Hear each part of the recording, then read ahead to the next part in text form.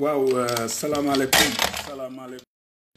mes très chers amis internautes. waaw maa ngi leen di nuyu ku ci nekk sa tur ak sa sant di leen ziyaara di leen balu ak di leen balax di leen ñaanal yàlla defal leen jàmm di ñaan sama vidéo bi sama live bi fekk leen si jàmm bàyyi leen si jàmm di nuyu kilifa diine yëpp ak kilifa aada yëpp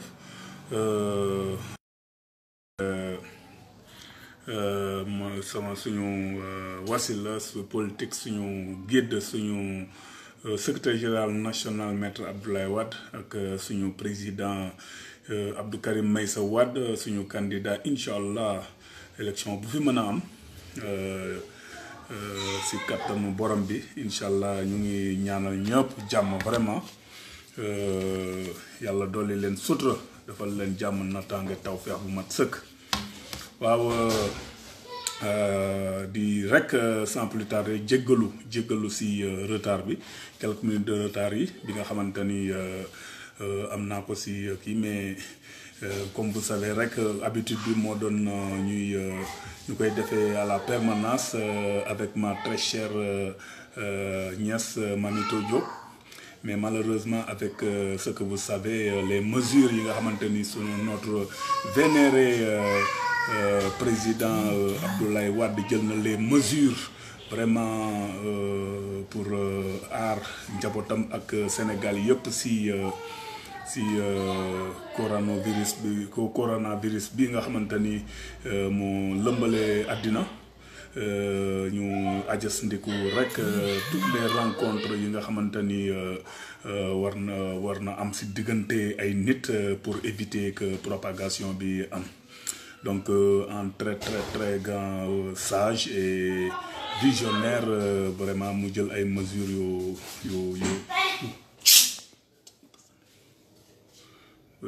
baa ngeen jégal ma donc ñu jël mesures yoo xamante ni pour que vraiment affaire bi mën a bañ a law si biir Sénégal.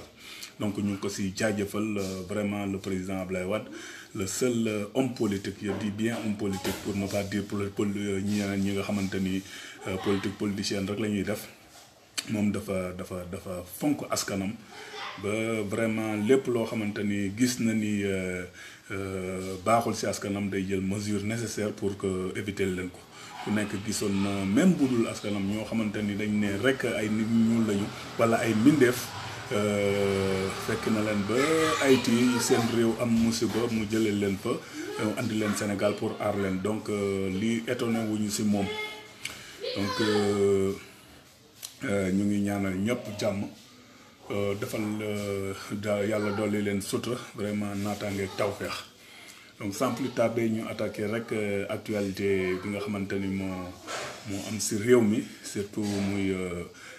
ndamati bi le président Abdou Karim Meïssa Wade am si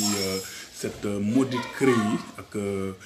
l'état sénégalais à travers ñi ko ŋànk comme ni ma ko bindee rek si kii bi mooy débouté toujours débouté encore débouté et beaucoup débouté ces gens-là. Du ñu am jom parce que dès le début nga song koo xamante ni moo la gën a xarañ moo la gën a jub moom pratiquement vraiment ku nekk gis na li nga xamante ni moom la doxal si Sénégal ngeen ñëw jiñ ko àdduna ak li ci biir ni moom moo ko luubal amuleen ci ndam boobu ba léegi vraiment ngeen waroon a mën a noppalu ko bi mooy di seeni ay kii parce que c'est normal le président Abdoulaye Wade ba mu ñëwee un régime bu ñëw remplacer keneen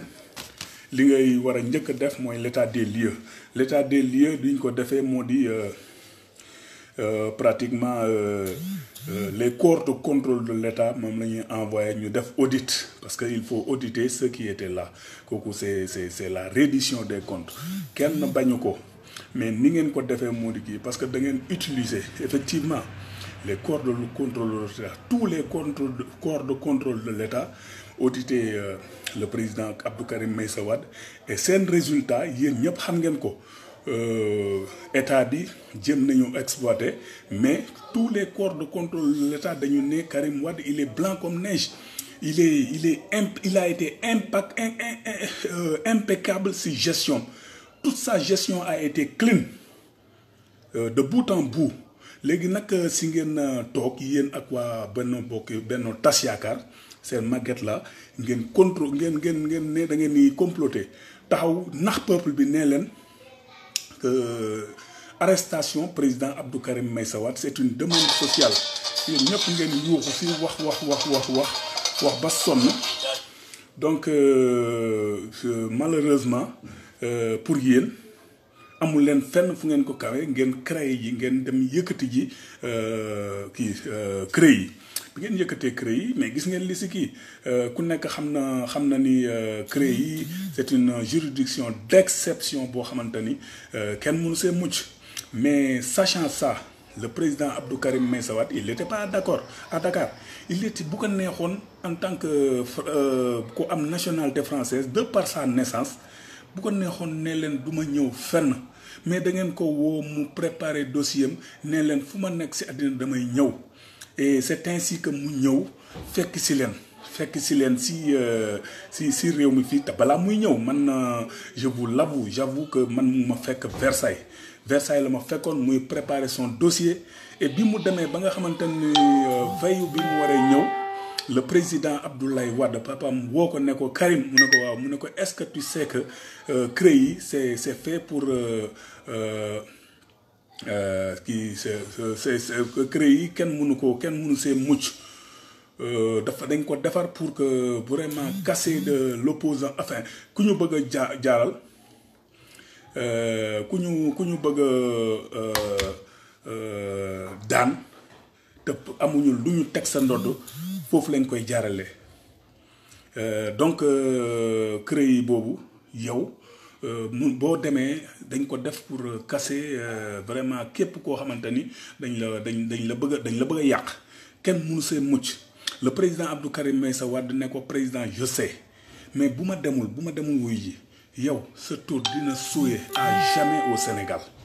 kenn dootul la respecter parce que saa yoo demee ne da ngay dugg Sénégal danañ la ne président Abdoulaye Wade jóge fi wala dinañ la wax lu la neex ne la da nga protéger sa doom mu sàcc alalu réew mi nga protéger ko mu dem yoonam donc yow amoo fii loo fiy wax. ensuite man mu ne ko moom Karim Wade ne ko man le travail mon travail consiste à ce que ñi may liggéeyal dañu war a am si man confiance. te confiance boobu pour mu am ko il faut que sama lépp leer donc même bu ñu may rey danaa dem wuy ji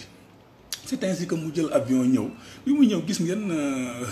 pratiquement diaboliser woon nañ ko de sorte que les Sénégalais trompé woon nañ leen de sorte que kenn mënu koo xool en peinture. D'ailleurs bi mu ñëwee sax aéroport gis ngeen nit ñi dañ ko doon yuuxoo et pour mu circuler Dakar il fallait que mu def profil bas même ñun ñi nga xamante ni dañu àndoon ak moom ñi fi nekkoon ñëpp ils étaient complètement déboussolés xamuñu nan la ñuy nan la ñuy défendre parce que li ñu tegoon si ndoddam dafa rëy mais un homme confiant mu ñëw wuy si bàyyi fële papam ak yaayam à Paris ñëw wéet ak ñoom fii jox leen boppam. ñu def lu leen neex di ko bundu xatal mu laaj ko lim ko laaj yëpp mu ñëw andil leen ko sénégalais yi malheureusement toog ñu parce que dañ ko diaboliser PDS de sorte que kenn mu leen xool donc bi mu demee ba nga xamante ni andi na preuve am ak tout ñu sànni ko fële parce que loo xamante ne ay milliers de pages la andi ak ay avocats Alioune Ndao en l'espace de 3 minutes mu xool loolu c'est impossible en l'espace de 3 minutes décerner ko mandat dépôt donc loolu c'est inadmissible mandat dépôt boo xamante ni seen loi yi li mu waxoon mooy 6 mois la war a kii pour détention préventive bi pour que 6 mois yooyu war a ko dépasser pour tenir procès bi ngeen demee ba am difficulté créer benn waay boo xamante ni fay ay milliards ay mercenaires ñàkk yoo xamante ni dañu ne gis nañu le président Abdou Karim Meïssa Wade amaat fële à Singapour 47 milliards ngeen mooy si loolu defalaat ko beneen mise en demeure donc prolonger sa détention pour prolonger sa détention si jour férié boo xam ne tabaski mais c'est extraordinaire donc waroon ngeen xam ni seen CREI bi ak ni ngeen defee seen procès bu ñàkk fayda boobu boo xamante ni pour ngeen mën a sax am ay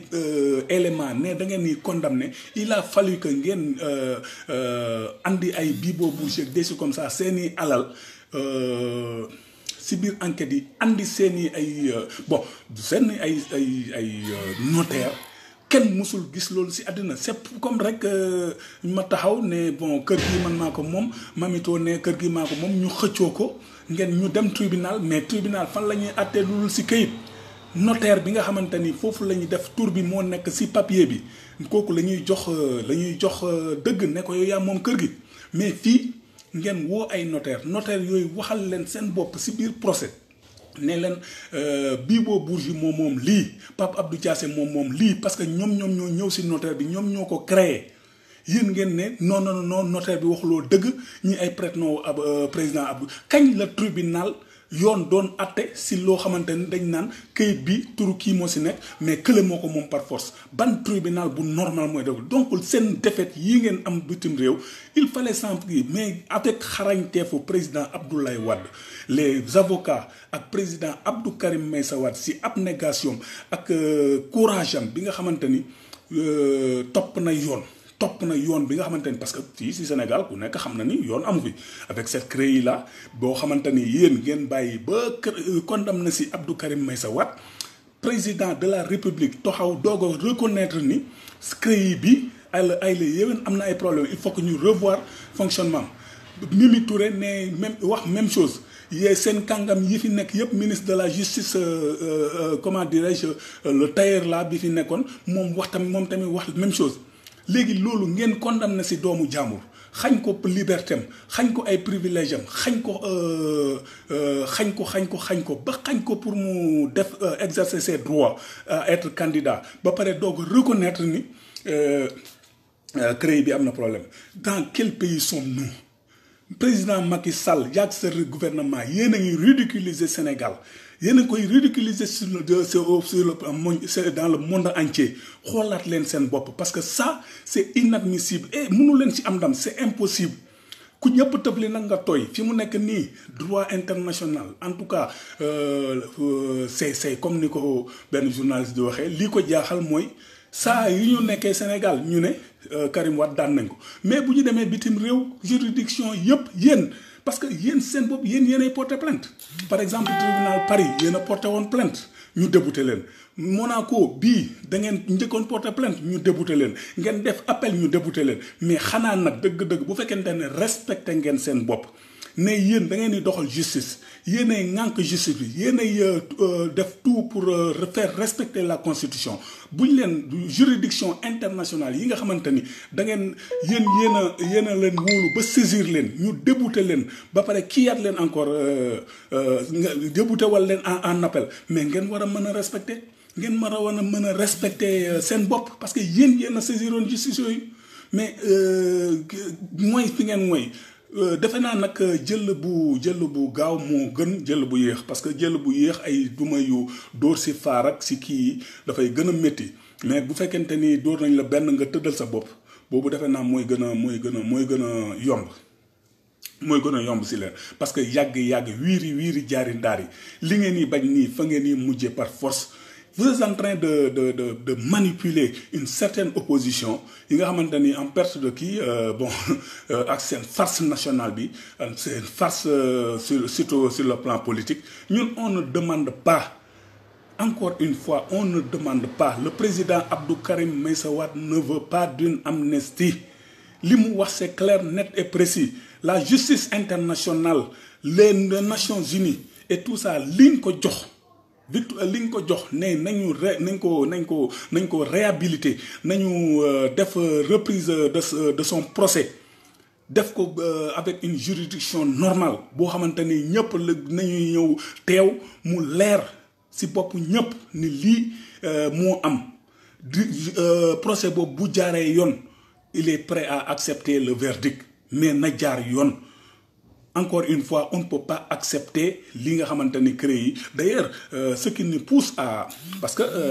loolu lépp li ngeen si jublu woon mooy le président Macky Sall am deuxième mandat donc man deuxième mandat boo xamante ni yow nii nga ko amee en écartant Abdou Karim Meïssa Wade ñun mënuñu accepter sa légitimité on te considère pas comme président parce que da nga jalgati éliminer ki nga xamante ni yaakaar nga ni moo la gën a mën a daan pour nekkaat président de la République donc ragal bi nga ragal ba éliminer suñu candidat ñun mënuñu la considérer comme président de la République fi mu nekk nii lépp danañ ko xoolaat ak condition yi nga faloo woon yooyu yëpp dinañ si revenir incha allah parce que koo xamante ni kii nga xamante ni jàpp nañ ko fële tee ko France à cause des magouilles si argent du dopage moom mu reconnaître ni yow si sa campagne électorale soutenir na la avec l'argent du dopage donc fi mu nekk nii na nga xam ni boo deful ndànk nii Sarkozy terminé nii avec l'argent libyen bi nga xamante ni moom la utilisé woon si campagne yow loolu lay dabi incha allah xëy na nag ci mu nekk nii yaa nekk si donkaasi bi yow yaa yor réew mi mais tôt ou tard demain fera jour parce que ce qui est sûr et certain moo di la vérité finira toujours par triompher ça loolu moom c'est fen moom du bijaaw te li koy firnde mooy boobu ba léegi li ngeen teg si deru Abdou Karim Meïssa Wade diaboliser ko partout mais yàlla di ko setal ba fi mu nekk nii de ONU il est devenu Messi parce que léegi pratiquement amul benn sénégalais buy waxal yàlla te xamul ni Karim Wade da ngeen ko tooñ sur tous les plans da ngeen ko tooñ d'ailleurs moo tax fi mu nekk nii ni ngeen comme ni ko Sidy Lamine Niass waxee woon Macky Sall defal nga le président Abdou Karim Meïssa Wade promotion boo xamante ni ñun de sérieusement nag foofu nag moom sur ce plan ñun mënuñu la fay parce que très sincèrement defal nga ñu loo xamante ni tu as été le directeur de campagne de notre cher candidat kii amul dara parce que mbir mi moom dafa leer yàlla du def jamais les choses à moitié xam nga bi nga koy woo fii mu dugg Sénégal les gens mënuñu ko woon xool par même en peinture biñ koy génnee tu as été obligé couper internet yi jëlee ko fële doon ko jiiñ yaa ko doon jiiñ naan dafa am sax jet privé ak des choses comme ça mais prisonnier boo xamante ni da nga ko génnee prison bi tëj arrêté connexion yëpp dugal ko auto régisseur 4x4 bu tooy xepp yóbbu ko directement aéroport dugal ko si jet privé kooku prisonnier boobu vraiment il faut que nga ragal ko mais nag yàgg bawul dara bon fi mu nekk nii yàlla xam na ni bu fekkonte ni vous du régime vous étiez un peu intelligent di ngeen xaw a kii nii parce que c'est da ngeen di ridiculiser seen bopp parce que Sénégal sax donc maa ngi naan da ngeen di ridiculiser pays mais mënu leen ko seen bopp ngeen di ridiculiser parce que le président Abdou Karim Meïssa Wade qu'il pleuve ou qu'il neige dana dellu si waat Sénégal fii te dana jël réew mi parce que am na yoo xamante ne comme ni ma ko waxee jàll le bon Dieu est juste comme le dit souvent notre ami Tafsir Thioye li ngeen ko jàppee woon andi ko fii muy wéet ak yéen yàlla di womat di ko dugalaat si xolu nit ñi ba fi mu nekk nii amul kenn kuy wax si Sénégal politique gu Sénégal te doo si wax Abdou Karim Meïssa Wade l'absent le plus présent donc kooku fatawaar fakal la gëm leen yàlla te xam ni mënu leen ci dara qu'il pleuve ou qu'il neige si kattanu borom yi il sera le 5e président de la République du Sénégal amaana nag comme di ñuy wax bu yenn buur yi nga xamante ni comme yow gëm ay mën-mën wax nañ la ni say maaman wax nañ la ni Abdou Karim Meïssa Wade moo lay wutu moo tax nag nga si jéem a xool solution ba solution boobu moom ku nekk gis na ni acte yu mel noonu la ku mel ni firaawu na doon kii xool ba maaman nañuy ne ko kii la nar a wutu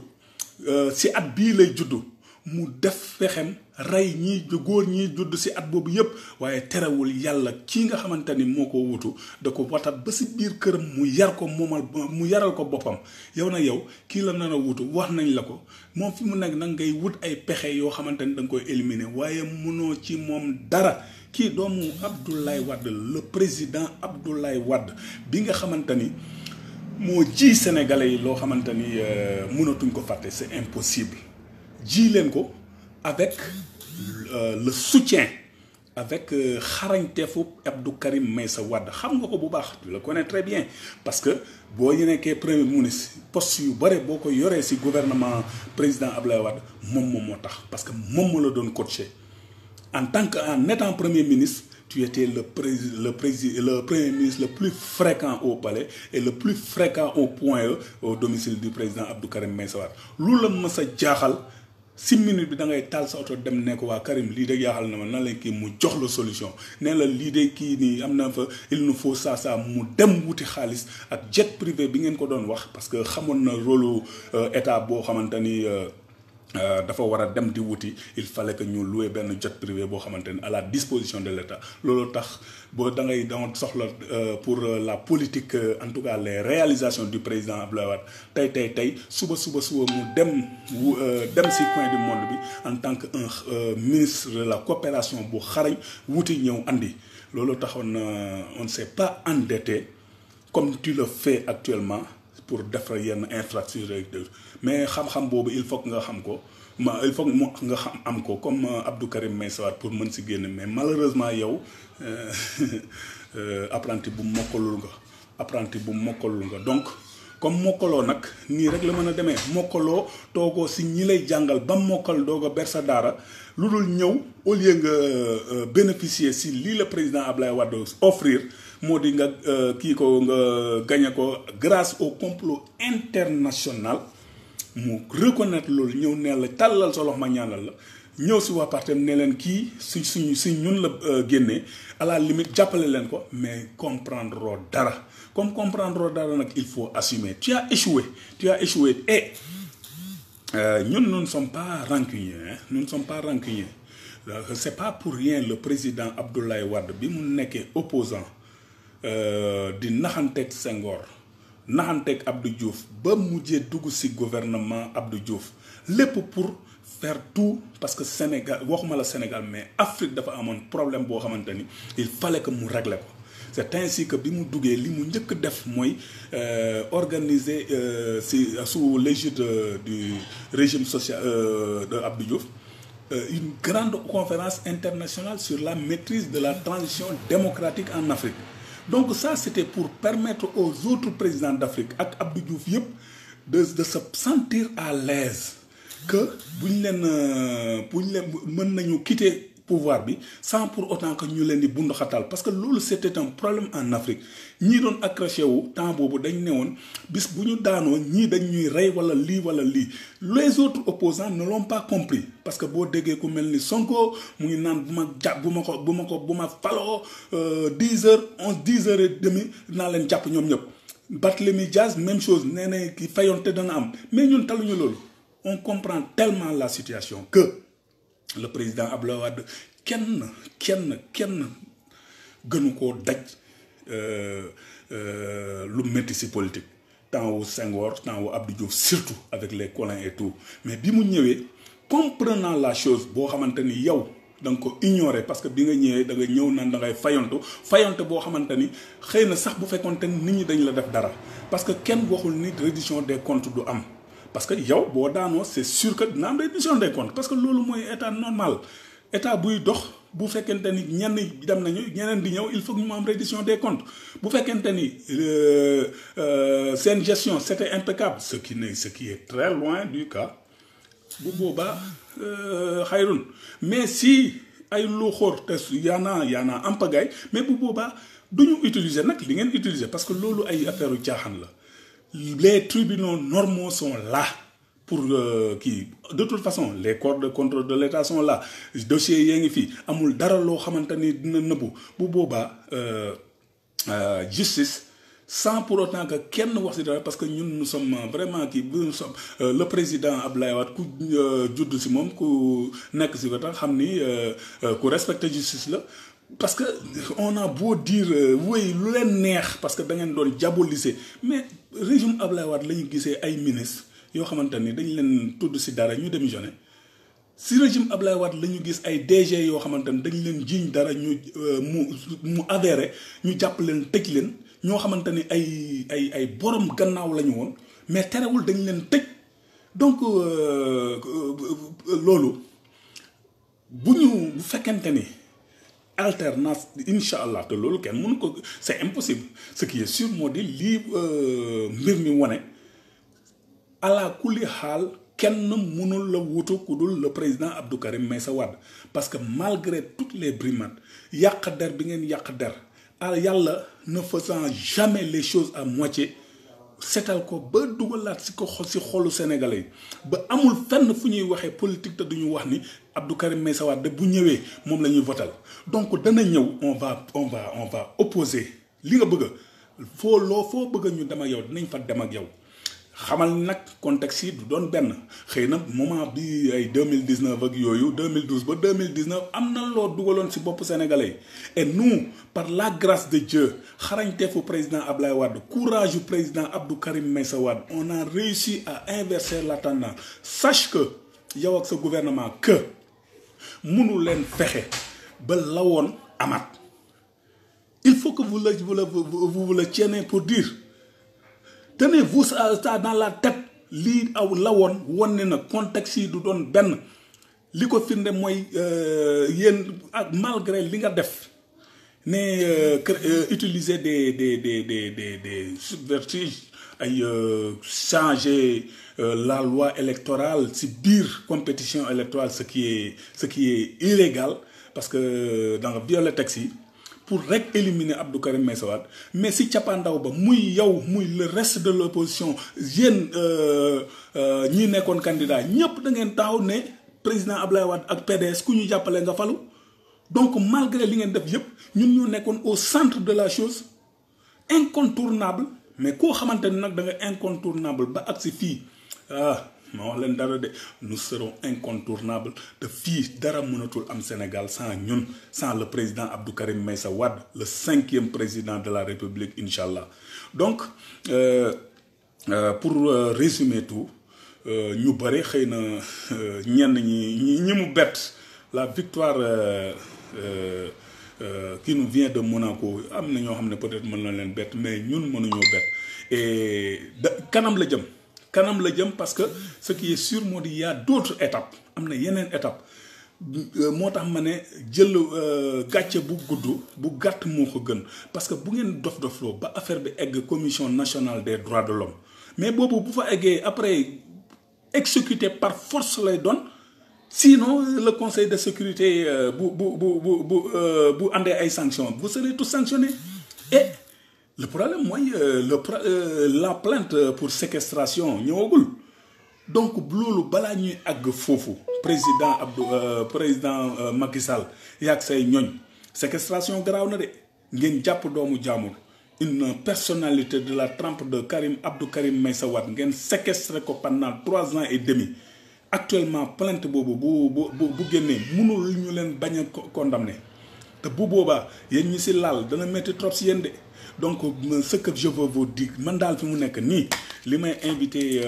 à ces gens là nañu xoolaat seen bopp te xam ni nag jël bu gàtt moo gën bu gudd parce que bu guddee day bu diiree dafay gën a saf pour yéen parce que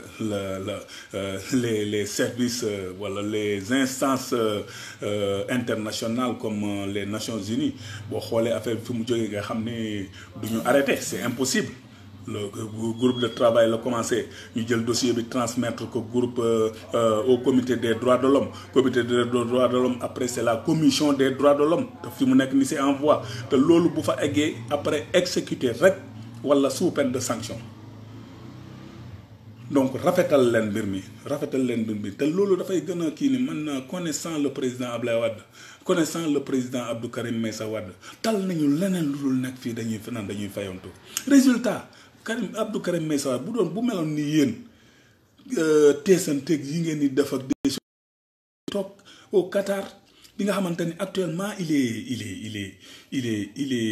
est conseiller de l'émir du Qatar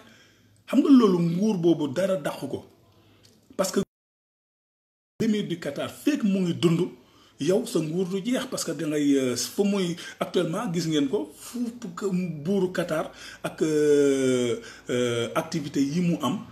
tous les grands investisseurs kuy ñëw day woo Abdou Karim Meïssa Wade mu toog si wetam di ko xelal gis ngeen ko si image bi fa Akon demee pour wut ay marché Abdou Karim Meïssa Wade dafay toog donc kooku bu fekkoonte ni nguur kese moo ko soxal fa lay toog parce que nguur boobu moo dàq bu Sénégal man dem naa Qatar xam naa dem naa fa ak président Ablaye Wade bi mu nekkee président officiel xam naa Qatar ni mu neexee donc foofu c'est des palais yoo xamante ni boo fa nekkee dootoo bëgg sax génn si mbedd mi waxatuma la ak di dem di ñëw Sénégal mais moom boo gisee le président Abdou Karim Meïssa Wade mu ba léegi xelam nekk Sénégal mu ne dafay nekk candidat pour nekk président Qatar nekk conseiller buur bi man de moom ko gënal parce que boobu du jeex te foofu ñoo gën a développer 1000 fois le Sénégal léegi kooku ne leen man dama bëgg a ñëw dellu sama réew pour développer sama réew dama bëgg a dimbale sama réew kooku talul bu ñëwee di fayonte ak yéen donc rafetal leen mbir mi te accepter li nga xamante ni l'évidence mënul leen bañ a setal le président Abdou Karim Meïssa Wade mënu leen ko bañ a setal parce que c'est dans l'ordre normal des choses mënu leen ci dara ñi ngeen di utiliser nag pour ñu ñëw di leen proposer ay amnistie des choses comme ça cela ne nous intéresse pas bu leen neexee nag yéen a aaya ngeen ne wala leen seen moomeel mais comme ni ko le président Abdou Karim Meïssa Wade waxee même bu fekkente ni yàlla na yéex fekk ko fi il a demandé à ses enfants fu ñu mën a nekk bu boobaa nañu régime bu fi nekk nañ ko demander la réouverture de son procès te loolu sax duñ si egg parce que yéen jeexal ngeen le président Macky Sall xam nga ni jeexal nga te boo jeexalee nag da nga koy rafetal le président Abdoulaye Wade dafa newoon je ne ferai jamais moins que Diouf crier ko sur tous les toits yow bi nga xamante ne nee nga da nga tuye né après les indépendances wala ngalla ne fait pas moins que Diouf et Wade parce que bu fekkente ni bëgg nga terminer bien parce que il n'est pas man de dama ne il n'est jamais trop tard pour bien faire am na yoo xamante ni nga terminer ko sax nit ñi mën nañu fàtte yenn parfois yenn yu ñaaw yi nga def mais waxuma ni nag reddition des comptes am de loolu c'est autre chose mais au moins am na yoo xamante ni nit ñi mën nañ ko à travers terminaison bu rafet bi ngay terminer nit ñi mën nañu xaw a fàtte un peu yenn yu ñaaw yi nga def mais say ñoñ ak des choses comme ça parce que aussi am na yenn compte yoo xamante ni nit ki mënu ko baal c'est pas de son ressort parce que moomu ko par exemple si on parle de problème de pétrole Karim Wade Abdou Karim Meïssa Wade moomu ko c'est le Sénégal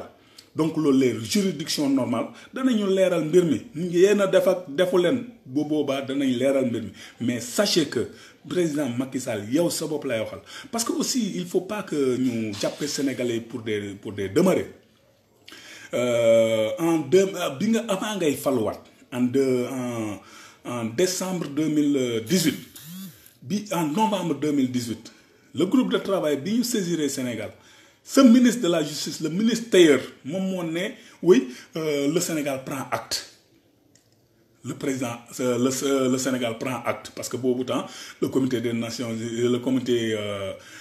des droits de l'homme daf leen ne woon jox nañ leen délai 6 mois comme xam ngeen ni délai bi 6 mois dépassé na élection yi ngeen jël acte un ministre de la République qui prend acte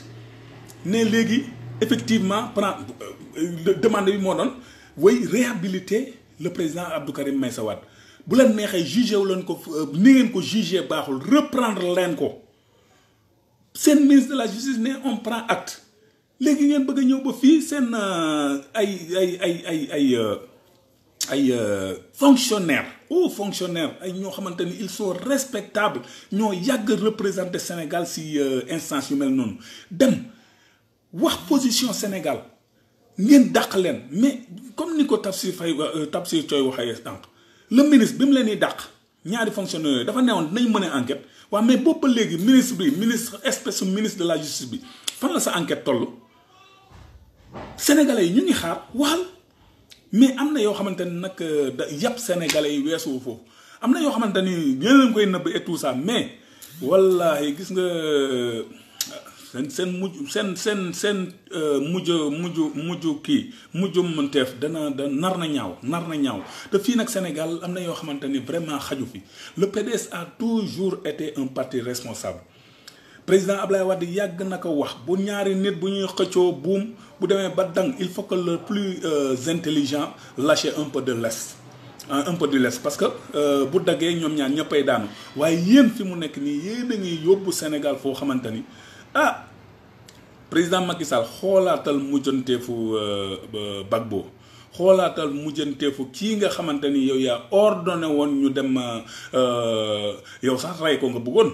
mais heureusement CEDEAO ñenn ñi kii nañu ba contraindre ko pour mu dem muy Yaya Jammeh seetal ñooñu fu ñu mujje seetal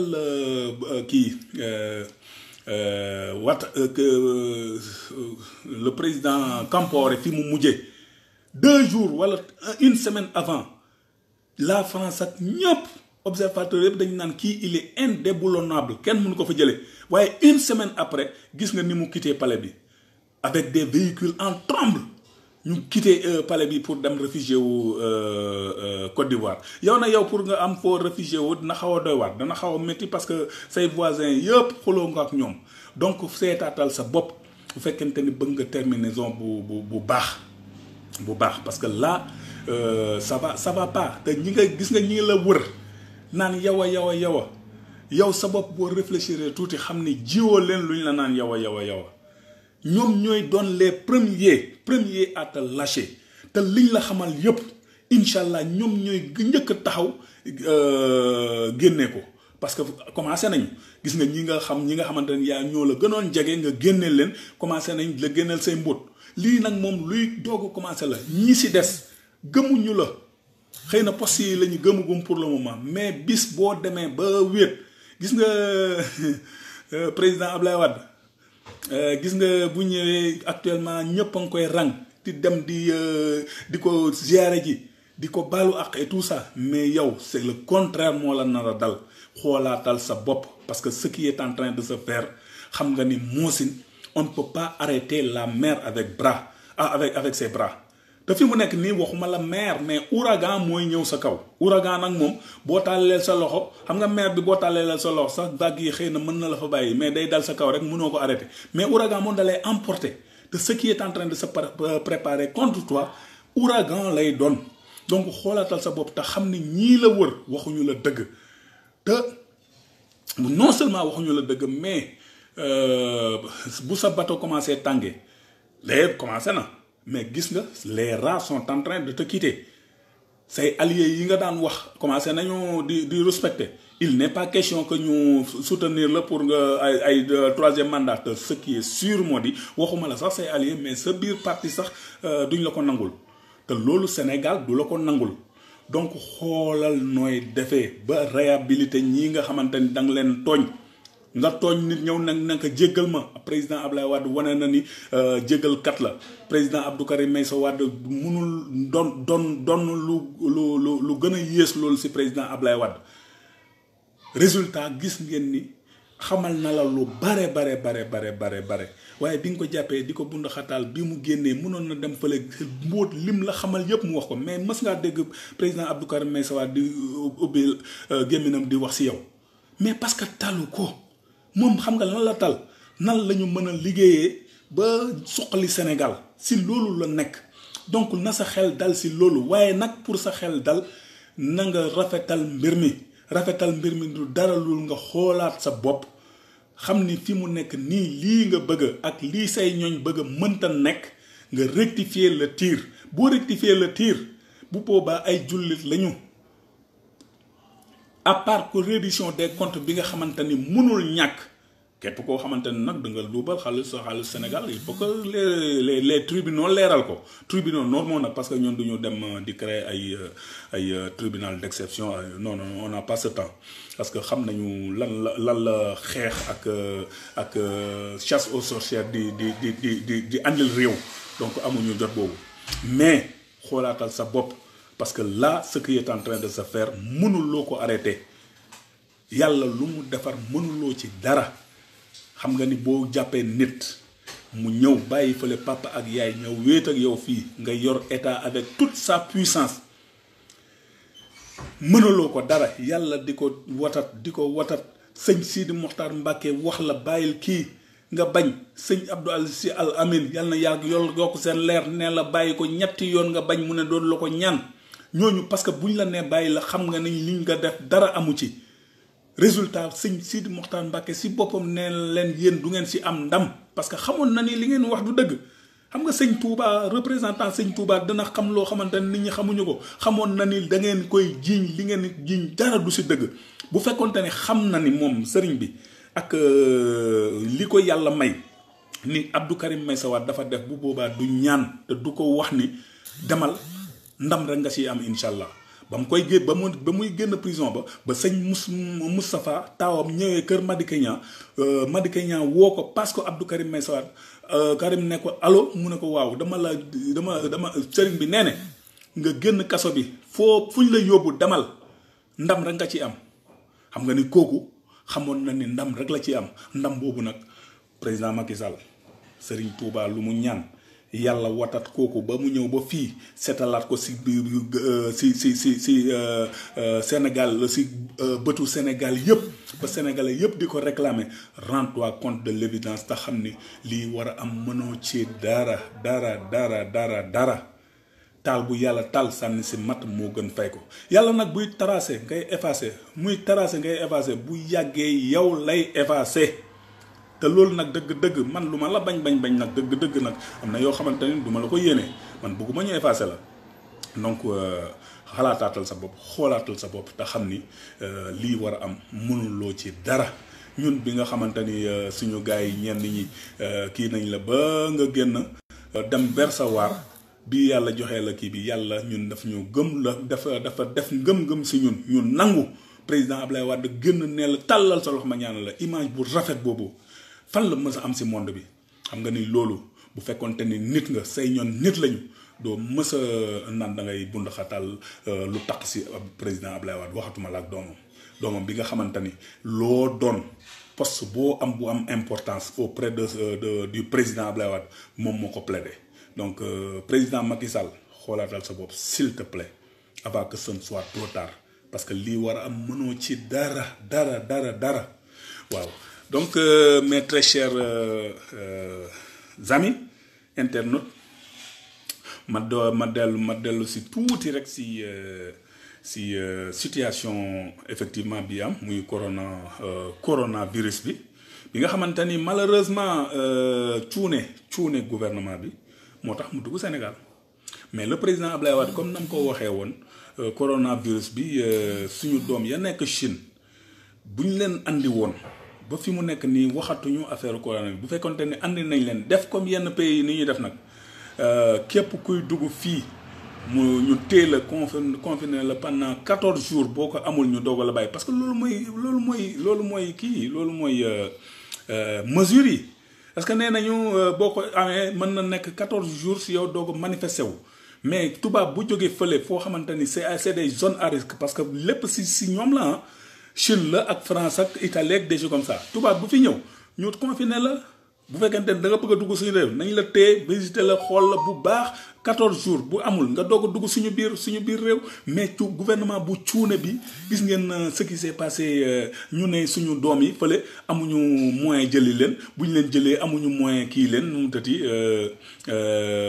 traité leen ak des choses comme ça alors que daw ñoom pratiquement dara dalul leen il suffit que rek def yeneen comme yeneen pays yi suñuy doom lañu ñu ngi leen téye foofu en quarantaine nañ leen andiwaat nga bàyyi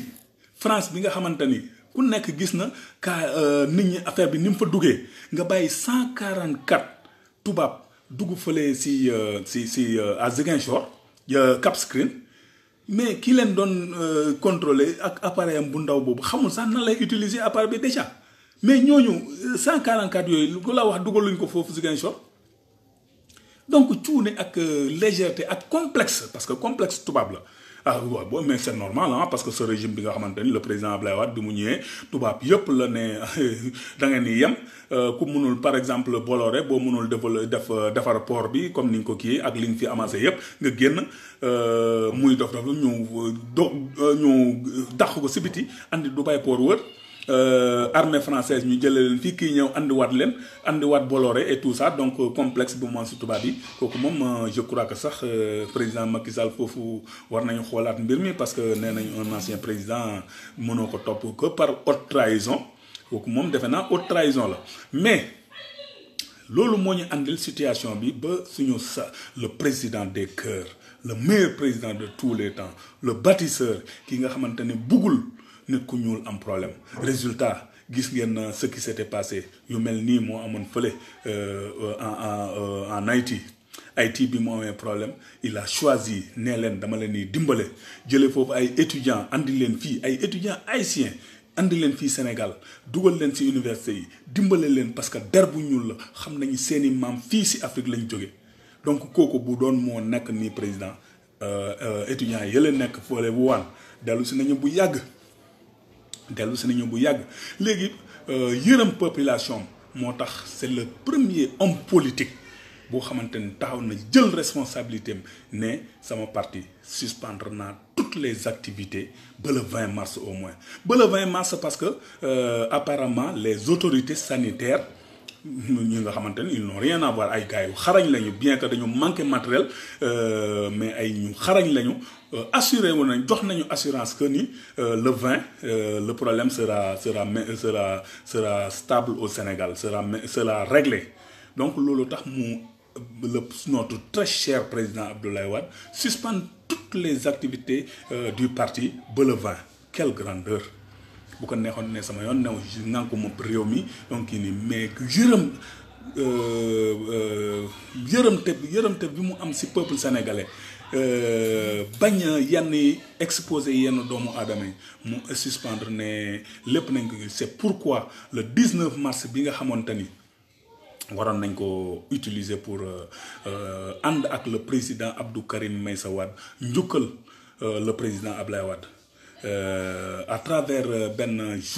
journée yenn boo xamante ni permanence lañ bëggoon mu fees dell toute la VDN nga xamante ni jour boobu dañ bëggoon mu nekk mu am benn mobilisation exceptionnelle et la mayonnaise avait pris parce que fépp ci monde bi information bi jàlloon nañ amul kenn koo xamante ni loolu nekkul woon sa waxtaan le 19 mars malheureusement ce gouvernement incompétent bàyyi ba ay tubaab ñëw andi fi coronavirus bi ba président Abdoulaye Wade jël décision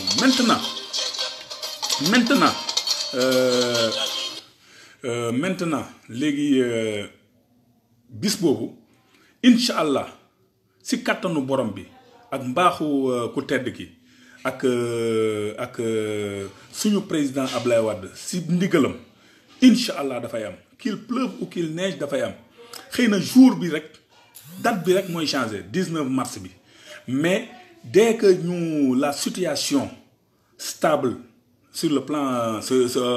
plan sanitaire on va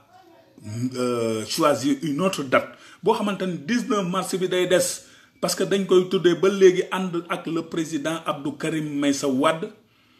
njukkal le président Abdoulaye Wade l'homme du 19 mars donc 19 mars ba léegi mu ngi fi parce que 19 mars amul kenn koo xamante ni dinañ ko tuddee te doo wax président Abdoulaye Wade bi nga xamante ni moo dagg buumu njaamu sénégalais yi moo tax sénégalais yi fier moo tax sénégalais yi commencé woon gis seen bopp si état. ku nekk commencé woon gis sa bopp donc kooku incha allah aussitôt après la stabilisation de la situation on va choisir une autre date pour organiser cette grande journée boo xamante ni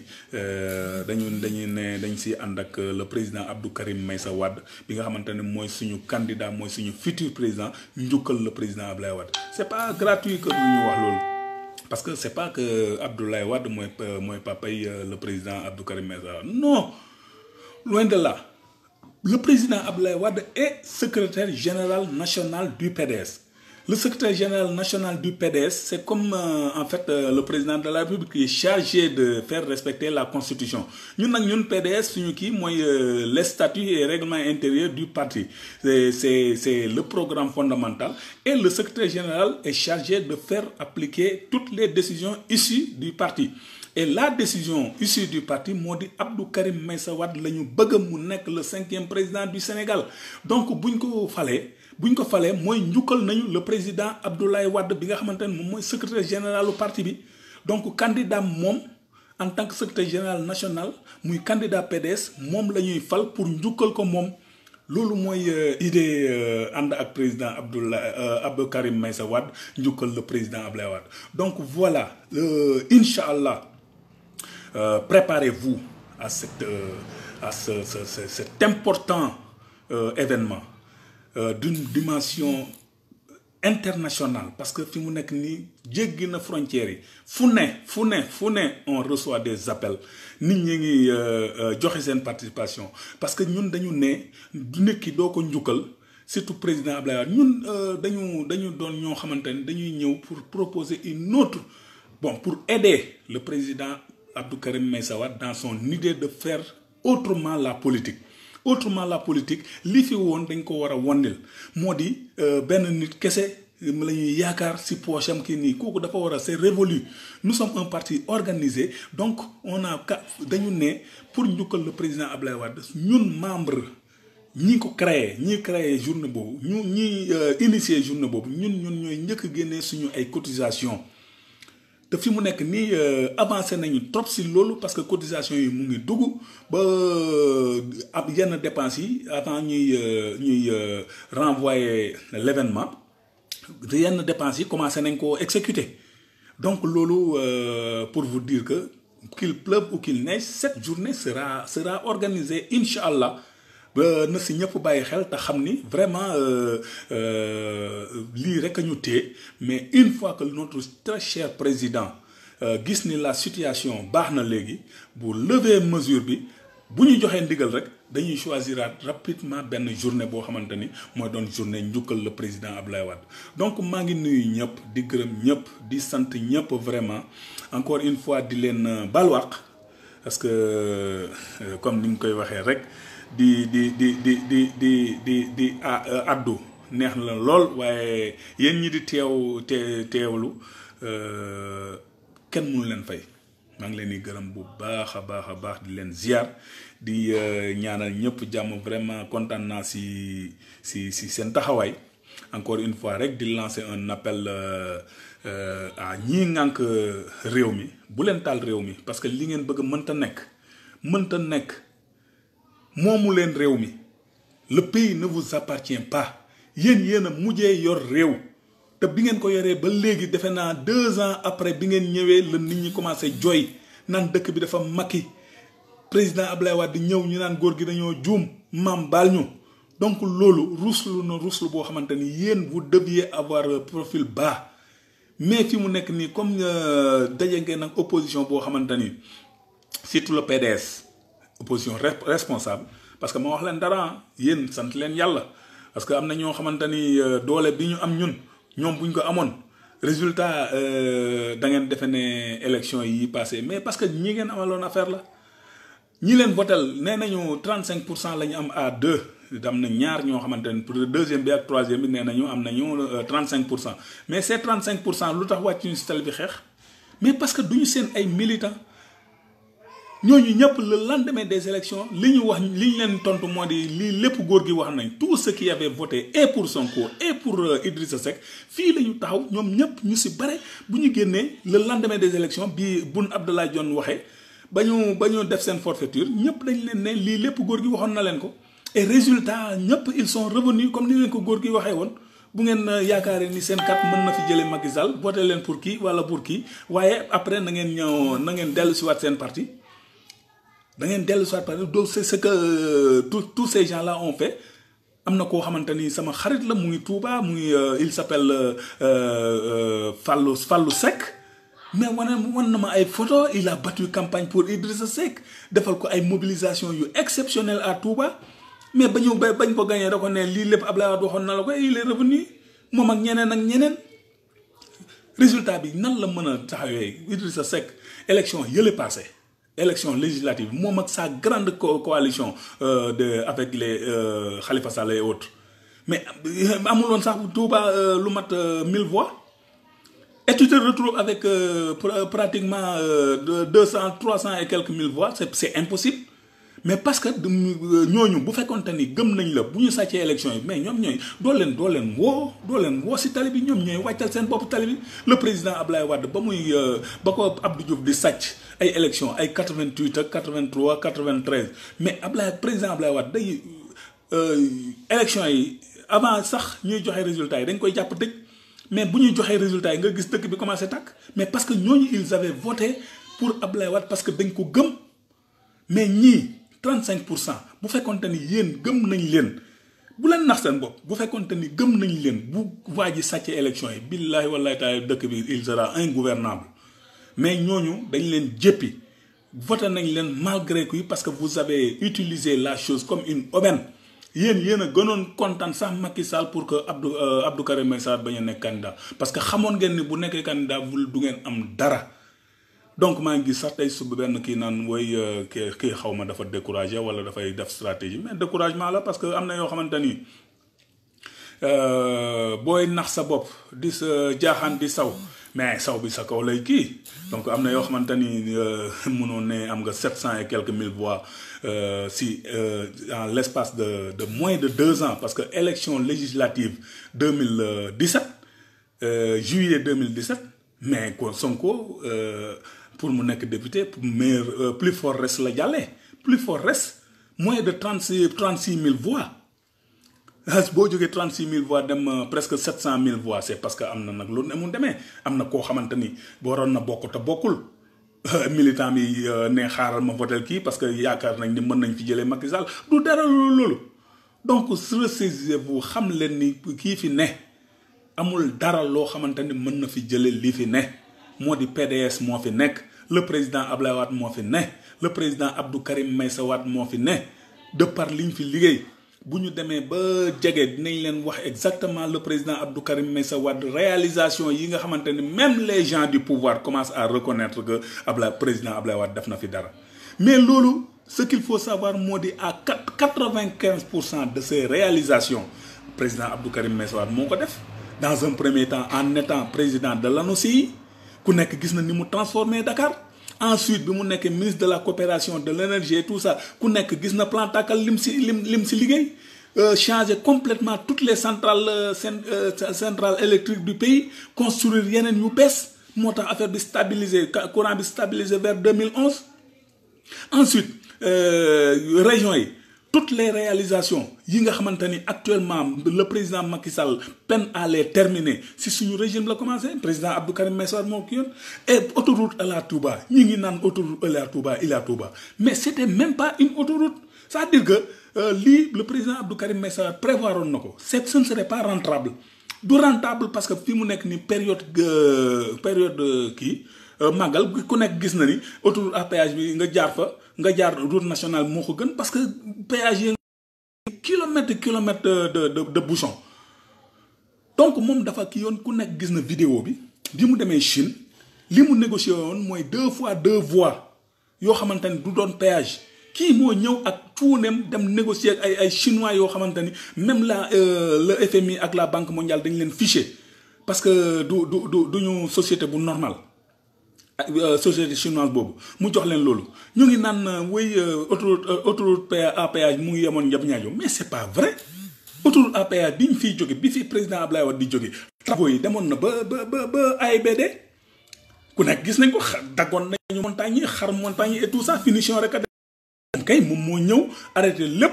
travaux yëpp ne dafay auditer loolu moo xaw a tardeel mbir mi mais attends waaw APR xoolaat leen seen bopp parce que mbir yaa ngi fi de les grands chantiers inachevés mu ngi fi bu jotee danañ ko génne billahi wala tey vous ne payez rien pour attendre parce que sénégalais yi yeewu nañu déjà commencé nañu yeewu mais danañ leen gën a yee incha allah yàgg bawul dara lii nag moom mosal la woon incha allah dinañu ni jégal bu baax a baax mes très chers amis di leen jaajëfal vraiment merci du fond du cœur de m'avoir consacré de votre temps pour ce live dont j'espère que waxuma fi lu ëpp mais lu fi rafet rek si borom bi la waaye lu fi ñaaw rek xam leen ni man mu yembadi bi la maa ngi leen di gërëm bu baax di leen sant encore une fois di leen jox rendez-vous mardi prochain incha allah merci beaucoup ciao ciao et di nuyu nag vraiment tous les membres du réseau élargi sous la houlette, sous la conduite de notre très chère sœur Nafi Diallo, qui est extrêmement importante pour le parti. Nafi, yalna la yalla fay pour le travail que tu es en train d'abattre pour notre très cher président Abdoulaye Wade, notre très cher président Abdou Karim Meïssa Wade et notre grand parti le PDS. maa ngi nuyu di ziar waa réseau bi yëpp sans exception et dès à présent ma wax Niass Mamito namm naa la vraiment tey moom tu m'as manqué mais j'espère que j'ai un peu comblé mais nag mënuma combler lépp parce que toi à côté de moi avec tes questions pertinentes et ta participation vraiment extraordinaire daf ma doon inspiré mais yoon yamu si benn yàlla nañuy ñaan yàlla rek rapidement que la situation se normalise pour qu'on reprenne tout à fait les activités. Merci beaucoup mes très chers encore une fois Nafi Diallo merci beaucoup ma très chère sœur vraiment liggéey bi rafet na merci beaucoup ciao ciao merci